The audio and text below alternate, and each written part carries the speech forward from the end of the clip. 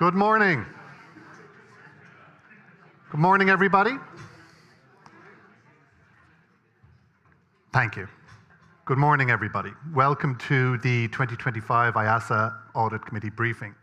Welcome to all of our guests here in Chartered Accountants House, and welcome to all of our online participants. We're delighted to have you all here. So we have a busy morning, as usual, with some excellent guest speakers. For the last couple of years, as many of you in the room and online will be aware, sustainability has been a focus for this event. We now are in wave one, and a number of Irish entities have issued their first sustainability statements in 2025. So we will be covering this morning from both a preparer and an assurance perspective, in particular in the panel discussion, which is always a highlight. We will also have our regulatory updates, both at an Irish level and a European level, and then we will have our panel discussion covering a lot of themes for audit committees, and we'll also have a session on artificial intelligence. So hopefully quite a lot for all of you to take away from the session this morning.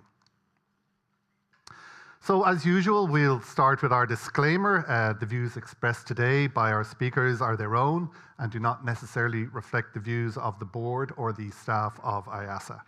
I'd also like to draw your attention to the fact that this event is being live streamed and recorded, and there will be photography throughout the event. So for a number of the sessions this morning, we will be having a Q&A, and we're more than happy to take questions from anybody in the room. We will be using Slido, which many of you are no doubt very familiar with. So this will allow you to participate in polls as well as pose questions to the speakers. So to access the Slido, you can either scan the QR code, which you can see up on the slide behind me, or go to Slido, which is sli.do, and enter the event code. The event code is IAASA AC Briefing 2025. That is IAASA AC Briefing 2025. I suspect many of you will be scanning the QR code rather than necessarily typing that in. For those in the room, we'd ask you, if you have a question, to please raise your hands at the end of any presentation when you have a question. And when that happens, could you please wait? We have some roving mics in the room. Could you wait till we get the mic to you so that our online participants can also hear the question that you're raising as well as the answer, of course. So we opened up this morning's session with a Slido question, which online attendees were encouraged to complete in the waiting area. So for those of you who have now managed to get Slido up and running in the room, you should be able to see this question now. So the question is, what are you hoping to learn or take away from today's event? So we'll give you a little chance to respond to that and make sure that that technology is working for you. And in the meantime, we will take you through the running order for this morning. So after I finish, my colleagues Barry and Maurice will be giving the usual regulatory update from an IAASA perspective. We'll then be happy to have my colleague Panos Prodromides. Panos is the head of the Cypriot Regulatory Authority, but he is also the chair of the Committee of European Audit Oversight Bodies, or CEAOB. So in that role, he will be talking about the work that they do, and in particular at the moment, the European audit market and developments and emerging challenges in audit oversight. And it's a busy area at the moment. We're delighted to have him. We're also delighted to be joined by Thomas Fowler. Thomas is Chief Sustainability Officer at Ryanair, and he'll be talking to my colleague Lisa about Ryanair's sustainability reporting, and again, in particular, Wave 1 and all that has come with that. After that, we'll have a break, and then we will have our panel session. As usual, we'll have a mix of audit committee chairs and assurance partners, audit and assurance partners. And as well as sustainability, they'll cover a range of other topical issues as well. And we'll finish with Tony Hughes. Tony is an expert in the whole area of cybersecurity, IT, and technology. And he's going to talk about AI from the point of view of audit committees. He's the founder of Run Audit. So we have one further Slido question for you then to reflect on over the course of this morning. So this question is going to be open for the whole morning. And we can see what themes are arising at the very end of the briefing. So I'll come back to this at wrap-up. So that question is, What do you believe are the biggest challenges audit committees will or may face in the short to medium term? So in the meantime, we might now go back to that first Slido question, which our online attendees have had open, and hopefully those of you in the room have had a chance to look at now. So that should be coming up now in a word cloud. So what are you hoping to take away from today's event? So AI is the biggest one, right in the center. Latest audit committee topics and updates, and update on ESG. It's interesting, AI is in everybody's agenda at the moment, and perhaps it says something about the movement with CSRD, because I'm pretty sure in previous years that we've run this, CSRD has been the biggest one in the middle. So audit committee topics, areas of focus for the coming year. We're going to cover a lot of that, both from an Irish point of view, from an EU point of view, and then also, I think, from our panel discussions as well. You get a lot of insight into that as well. Yeah, more AI updates, latest developments, updates on changes. So yeah, good to see that there's a wide range of things that you're all looking for. I hope you'll be able to provide an answer to some or all of those by the time we finish here later on this morning. So with that, I will now hand over to my two colleagues to give you the IAASA regulatory update. And first up is Maurice Barrett on corporate reporting. Maurice, over to you, and thank you.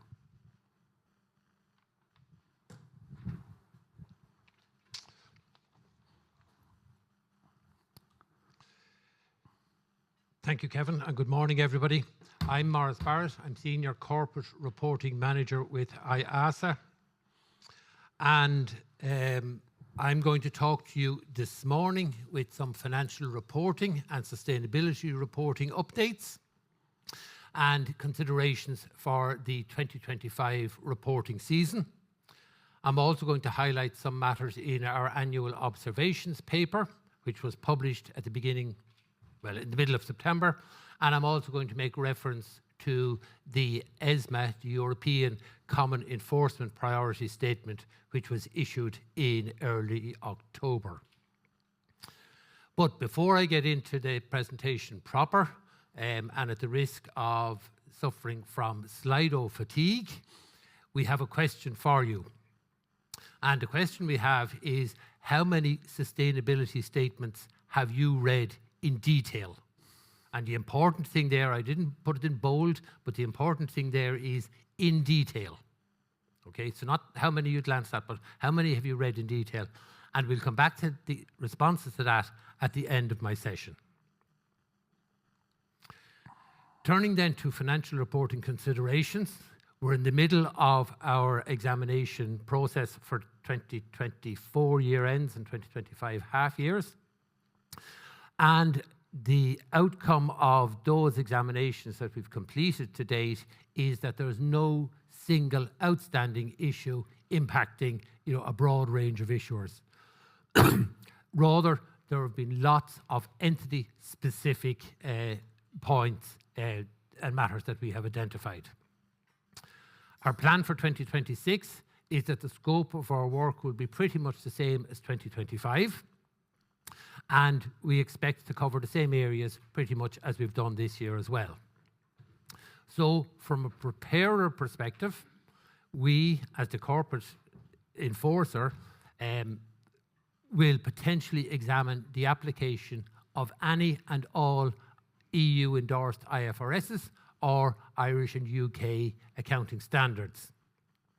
And the areas that we will look at on any particular report will depend on our risk assessment, taking account of industry factors, significant developments in the company, and so forth.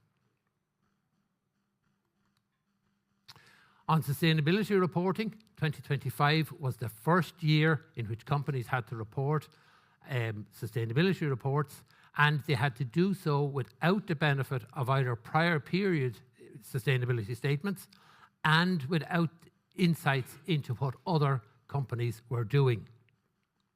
And recognizing this early stage in the reporting process and cognizant of the fact that it will take time for best practices to emerge, and given shareholder or stakeholder feedback, we anticipate that there may be lots of changes to the reports in 2025, the reports that will be published in early 2026.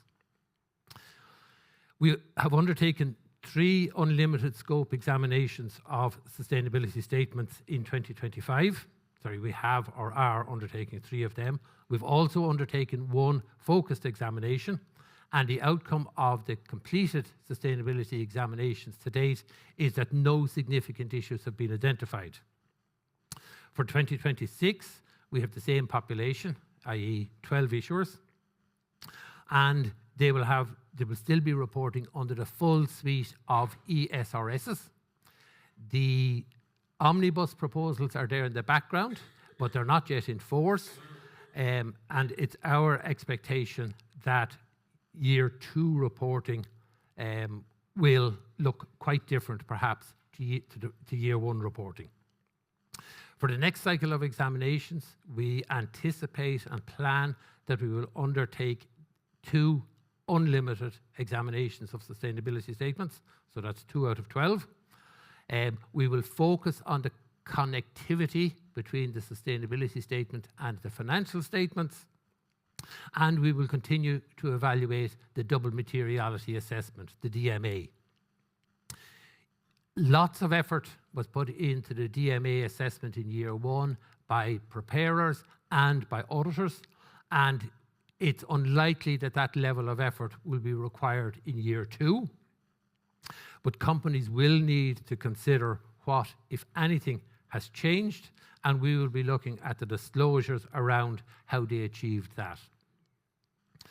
One final point on sustainability reporting that we noted is that companies for many years have been quite good at doing 1-page summaries, financial highlights for their financial reports, in either the front page of the annual report or in their preliminary announcements. We haven't seen the same level of high-level summarization for sustainability reports, and that's something that we expect might develop over time as experience and best practices develop. Turning then to our observations paper, and when you get the slide deck, you'll see the link there in the header on this particular slide that will bring you to it where it is on our website. The main feature of 2025 reporting has to be the uncertainties in the economic outlook and the turmoil brought about by geopolitical uncertainties and disruption. The impact of this is, depending on the particular circumstances of individual companies, could be all pervasive. The risks and uncertainties have led to volatility in energy costs, in commodity prices, and indeed in the availability of commodities. There's been disruption to global trade patterns. And these developments could have a direct financial reporting impact, including, but by no means limited to, asset impairments, provisions, contingent liabilities, and the recoverability of deferred tax assets. Preparers should therefore make sure that they provide entity-specific disclosures so that users of the financial statements receive relevant information that allow them to evaluate and understand the company's performance, financial position, and cash flows. We've also engaged with financial institutions on post-model adjustments, and we've challenged banks on how these have been calculated, the impact on the staging process, and we've inquired as to why the PMAs were required rather than being incorporated into the expected credit loss model itself. Our observation paper also looks at the impact of the global minimum tax rate on those companies with consolidated revenues in excess of 750 million who face a global minimum tax rate of 15%. We also make reference to deferred tax assets and to the impairment of non-financial assets. We've looked at, and we will continue to look at, segment reporting under IFRS 8. And one of our concerns here is how companies go about identifying reportable segments.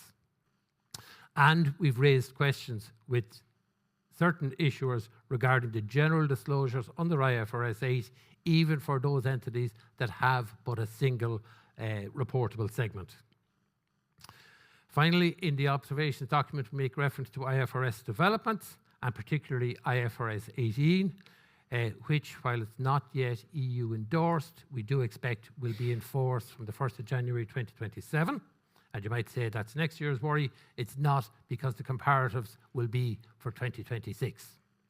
So now is the time to start planning for the changes to the layout of the income statement and for the development and use of management performance measures, or APMs, or KPIs, or whatever we call them.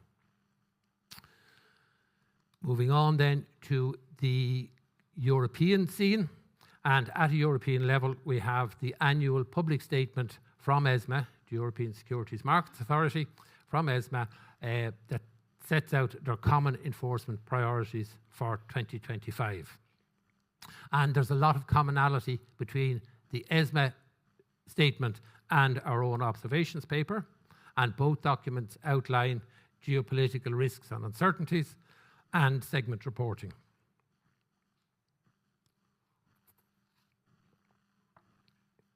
The ESMA statement also addresses the scope and structure of the sustainability statement and materiality considerations in reporting under ESRSs. And finally, the ESMA statement highlights some common errors found in the statement of cash flows for the tagged financial statements, the ESEF files. And do remember that the ESMA enforcement priorities feed into our own scope of our own work, because we have to report back to Europe at the end of the year on those.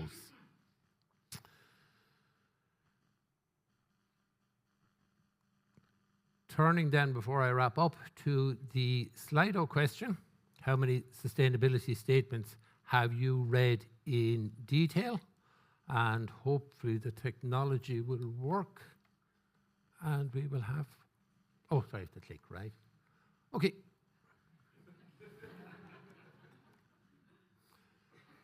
Zero.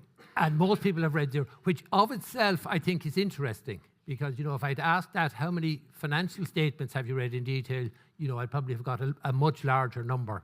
And it does beg the question, you know, you're putting a lot of effort into preparing and publishing the sustainability statement, and you have to ask the question, you know, how much use is that for you? And how much use is it for users, more importantly? So at that, I think I will hand over to Barry.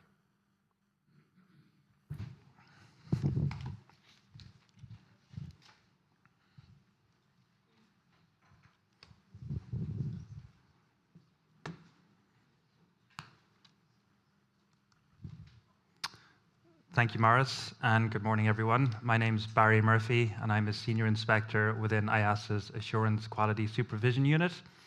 And today I will be presenting the results of the 2024 inspections carried out by IAASA, the detailed results of which were published on our website in March this year. I will then speak about the areas that we'll be focusing on for our 2025 inspections, before finishing up with an update on the work we're doing around sustainability. But I will begin with another Slido question. So following on from Maurice's previous question on sustainability statements, what is your view on the disclosures contained within the Wave 1 sustainability statements? So we've left this as an open question, so please feel free to note down any keywords that come to mind when you think back on the disclosures and the level of disclosures you've read within the Wave 1 statements.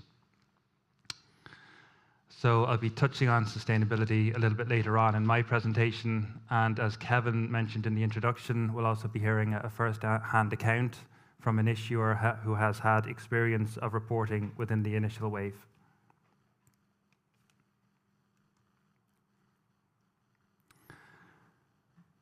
So as the results come through, yeah, onerous, complex, too detailed, very long. In general, good effort from issuers. Okay, somebody says insufficient.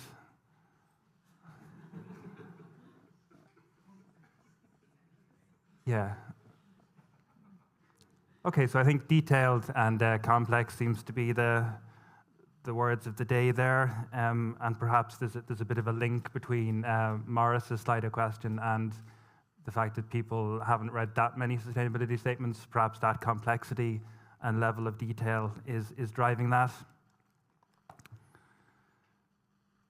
So moving on now to the AQS update. So IAASA is responsible for inspecting any firm that carries out the statutory audit of a PI in Ireland. So there are 8 such firms in 2025, with 1 new firm having come within our remit during the year. So each firm is inspected on an annual basis, and this includes both a firm-wide inspection of the ISQM 1 and 2 elements, and also we look at a sample of audit of PIs. So the purpose of the firm-wide inspection is to assess the effectiveness of the firm's system of quality management, and includes an assessment of the design of the system, as well as compliance testing around how the procedures have been implemented. In 2024, the firm-wide areas that we inspected were acceptance and continuance, ethical requirements, and resources. And the next slide sets out the results of this 2024 firm-wide inspection. So there were 15 firm-wide findings relating to the system of quality management, of which 4 were graded as amber. So those numbers are substantially up from the 5 findings that we had in 2023, although I should also note that we had no red findings in 2024, which is our most severe rating.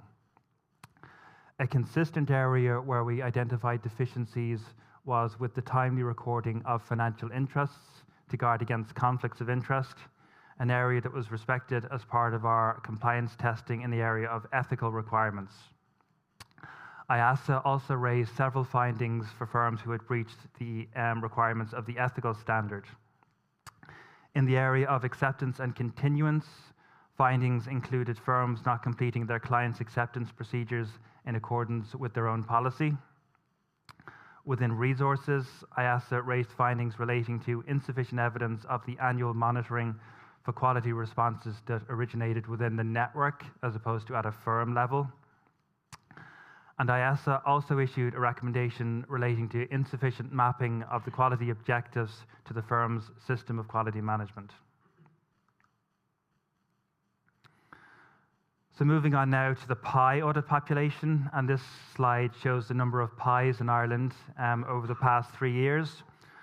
So it's fallen again from 523 in 2023 to 503 in 2024, with listed equity issuers now accounting for only 14 of the total PI population.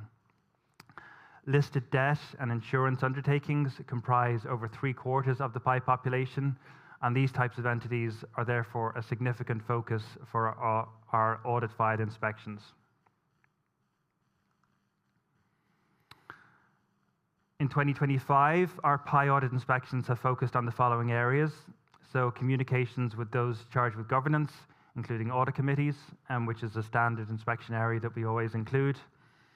The engagement quality review has been carried over as a mandated area for 2024, and our work program has been updated to capture the enhanced requirements of ISQM 2 for engagement quality reviews.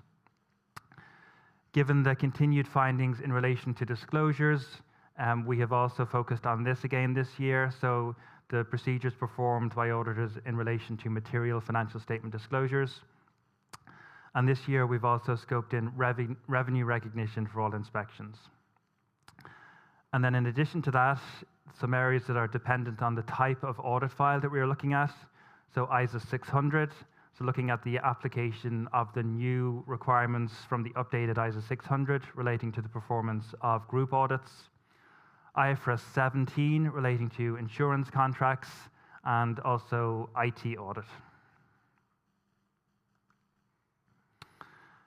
So the results of our 2025 inspections will be published next March, but this graph below shows the grades assigned to the 31 audits of PIs that we inspected in 2024. And as I mentioned, the results of these were published in detail in the firm's quality assurance reviews that went up on our website this March.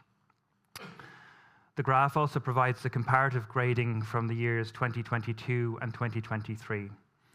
So 81% of audits were awarded a grade of either 1 or 2, indicating that the audits were of a good standard or only limited improvement was required. 5 audits inspected in 2024 were assigned a grade of 3, indicating that improvements were required. And then 1 audit inspected was assigned a grade of a 4, where significant improvements were required. In relation to the findings themselves, this slide shows a snapshot of the main IAASAs that drove these findings. So the top 3 were IAASA 700, so forming an opinion on financial statements, IAASA 701, communicating key audit matters in the audit report, and IAASA 330, the auditor's response to assessed risks. So there was an increase of approximately 60% in the number of findings identified, with an average of 4.2 findings per audit file. So this was up from 2.5 findings in the previous year. The main reason for this increase was the number of findings in relation to financial statement disclosures. So for IAASA 700, there were findings in relation to insufficient procedures performed on disclosures relating to technical provisions, inventories, fair value gains and losses, currency risk, and related party disclosures. For IAASA 701, which relates to key audit matters, findings included incomplete or inaccurate referencing to the relevant disclosures and accounting policies within the financial statements. We noted procedures in the audit report that were not sufficiently evidenced on the audit file. And we also noted audit opinions that did not specify the performance materiality that had been used during the audit. For IAASA 330 findings, we identified issues with insufficient evidence on procedures performed to evaluate liquidity disclosures and credit ratings within the financial statements, as well as insufficient procedures performed on IT systems and application access.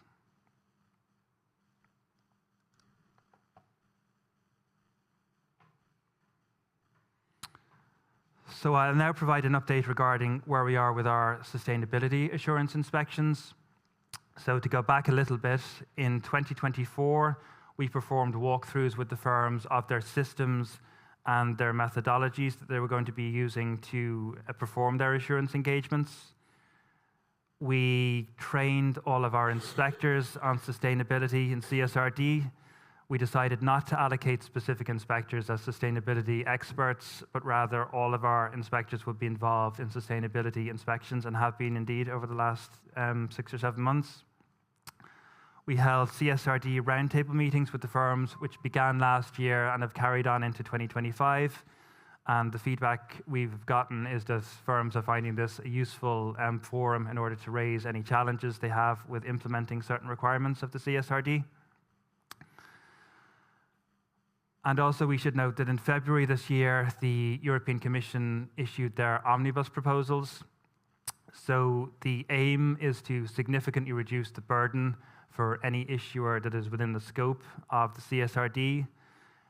The omnibus proposals would also dramatically reduce the number of entities in scope by increasing the thresholds. But for the companies that remain in scope, the omnibus proposals aim to reduce the complexity. They are simplifying the reporting standards, and also, I suppose critically from our point of view as inspectors, the omnibus proposals propose to remove the requirement for reasonable assurance and to leave the assurance engagements as limited assurance.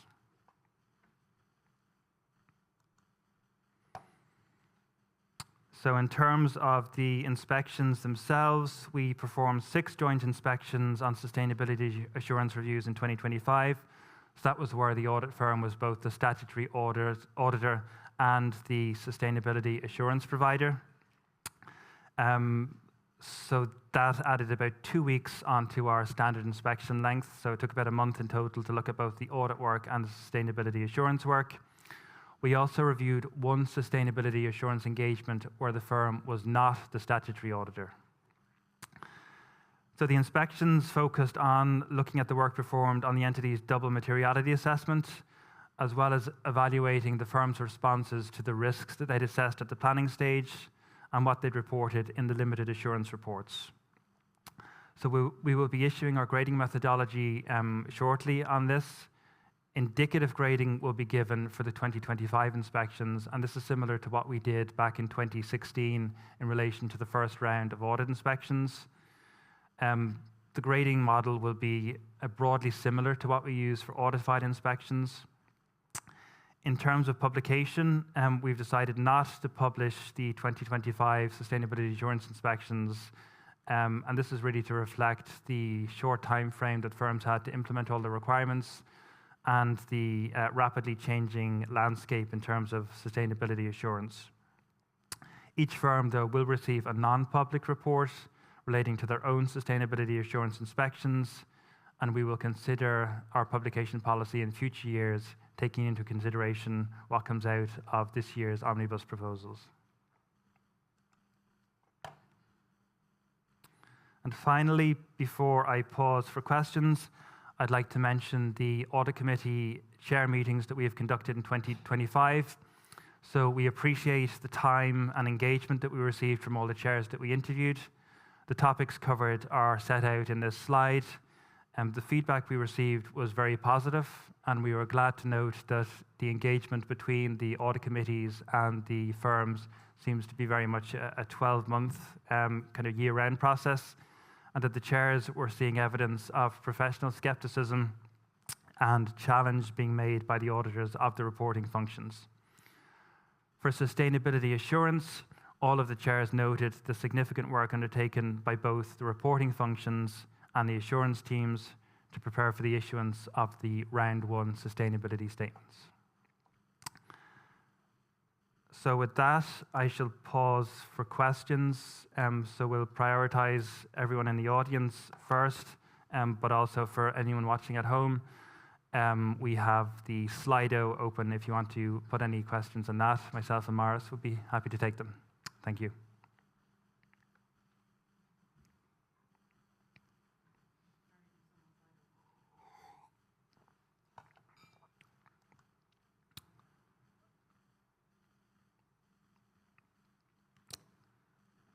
Okay, so the first question, how do we feel about Wave 1 sustainability reporting? Was the content good, user-friendly, the right amount, too long?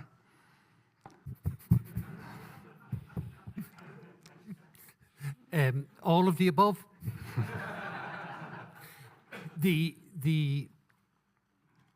Our assessment of it is that companies reported the requirements of the standards, but very much in a compliance form, and there was a lot of detail in it, and it was very difficult to see the significant, to see the wood from the trees and to see what the significant impacts of sustainability were on particular issuers, which goes back a little bit to, and I suspect that companies had the same issue in that they didn't have that high-level summary because they themselves, I think, found it difficult as well. Were the user-friendly? Well, they weren't enforcer-friendly anyhow. So I suspect very much that they weren't user-friendly. Were they the right amount and too long? They gave what the rules require, and maybe the rules, we just need to get more experience with the rules. And I suspect that best practice will probably emerge over time.